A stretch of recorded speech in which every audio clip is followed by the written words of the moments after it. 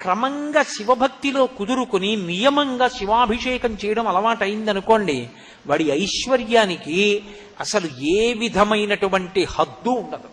అసలు ఐశ్వర్యం అన్న మాటకు అర్థం ఏమిటో తెలుసా? తృప్తి. తృప్తిని మించిన ఐశ్వర్యం లేదు. ఎంత ఉన్నా ఏదో లేదన్నవాడు దరిద్రుడేగా, ఏమీ లేకపోయినా నాకేం లేదన్నవాడు ఐశ్వర్యవంతుడేగా. కాబట్టి నా దృష్టిలో పరమైశ్వర్యవంతుడు ఎవరు అంటే గొప్ప తృప్తి కలిగినవాడు. అంటే నేను కాదా ఆ మాట అన్నాం, శంకర భగవత్పాదులు అన్నారు ఆ మాట. ఎందుకని అంటే అన్నీ వదిలేసిన వాడు సర్వసంగ పరిత్యాగి నాకేం కావాలని చెప్పి అంతటా బ్రహ్మాన్ని చూసి పొంగిపోతూ ఓ గోచీ పెట్టుకు తిరుగుతుంటాడు రమణ మహర్షిలా. యోగరతో వా భోగరతో వా సంగరతో వా సంగ విహీన యశ్చత్ బ్రహ్మణి రమతే చిత్తం నందతి నందతి నందత్యేవ. అన్నీ ఉన్నా నాకేదో లేదని ఏడిచేవాడు దరిద్రుడు. ఏమీ లేకపోయినా గోచీ పెట్టుకుని నాకేం లేదని అంతటా బ్రహ్మాన్ని చూసి పొంగిపోయేవాడు ఐశ్వర్యవంతుడు. అది ఇవ్వగలిగిన వాడు పరమశివుడు.